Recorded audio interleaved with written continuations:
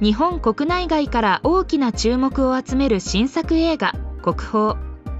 今その勢いは止まらない。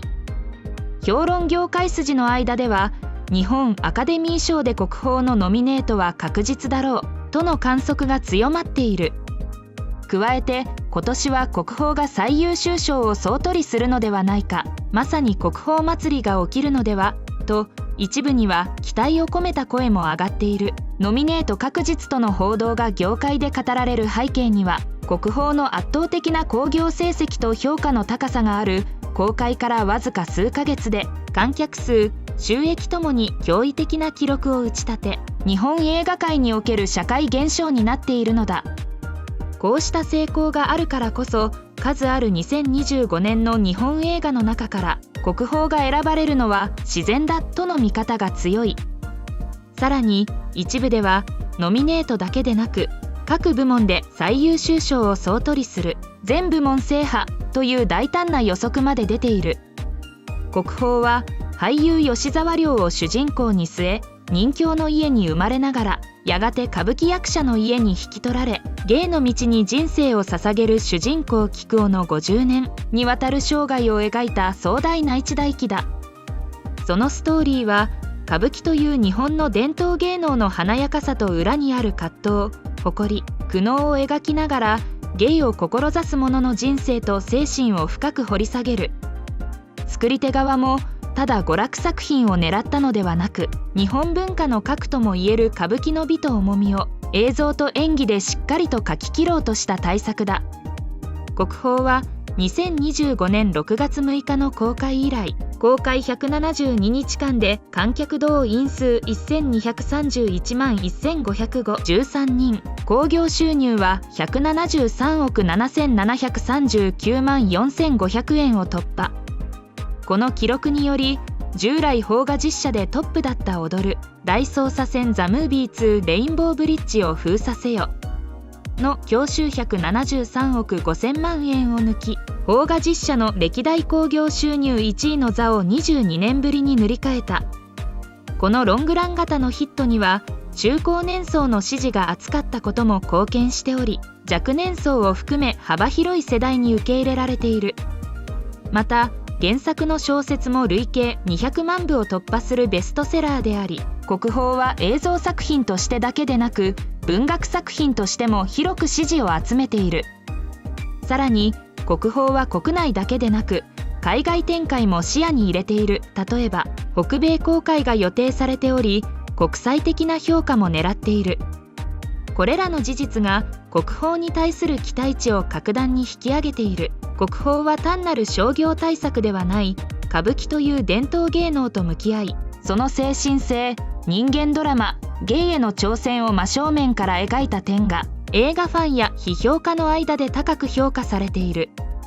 SNS や口コミでは、久しぶりに心が震えた、映画としての純度が高いといった感想が多く、公演型エンターテインメントやアクション大作とは違った支持の広がりを見せている。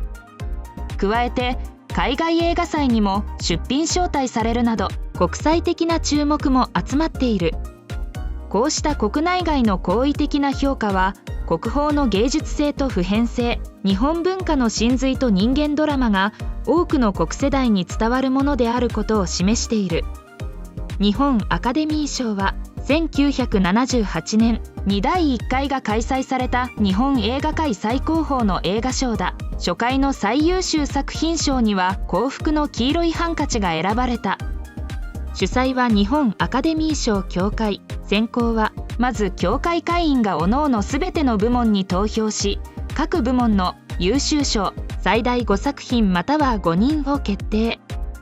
その後優秀賞に選ばれた作品俳優の中から再び会員全員による最終投票で最優秀賞各部門1つが決まる。郵送による投票、第三者機関による集計で公正性を保っている。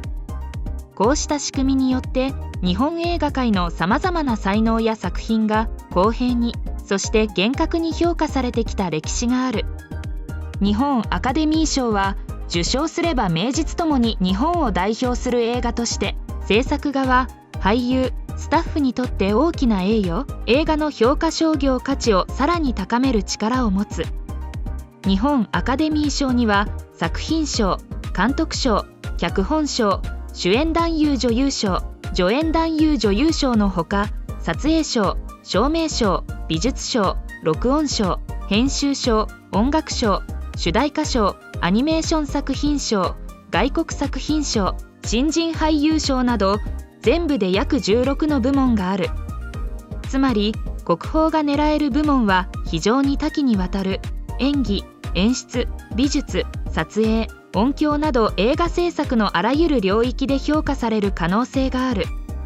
この豊富な部門構成ゆえに全部門制覇の期待も理論上はあり得るという声が出ているのだ。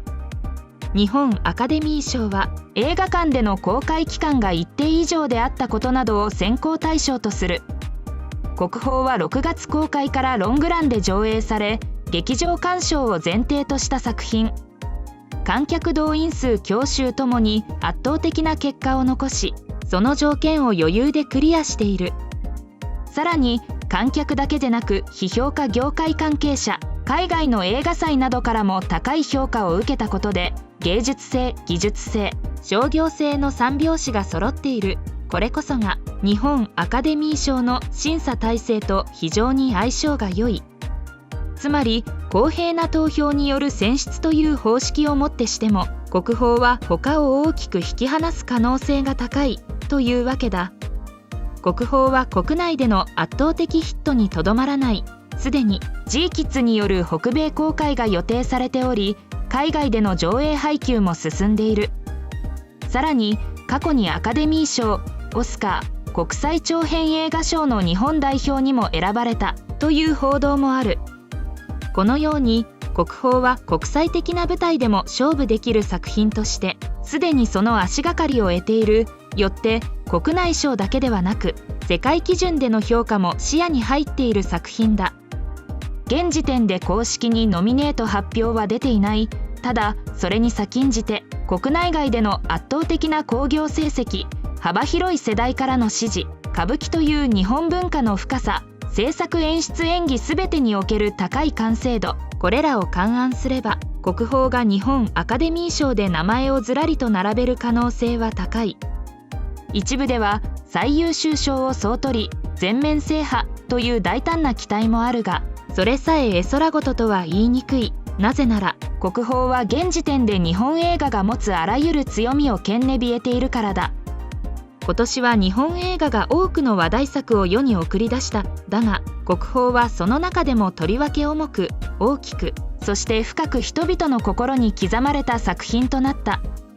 もし日本アカデミー賞の結果発表で国宝という文字がずらっと並ぶなら、それは日本映画界にとって一つの祭典であり、文化の祝祭となるに違いない。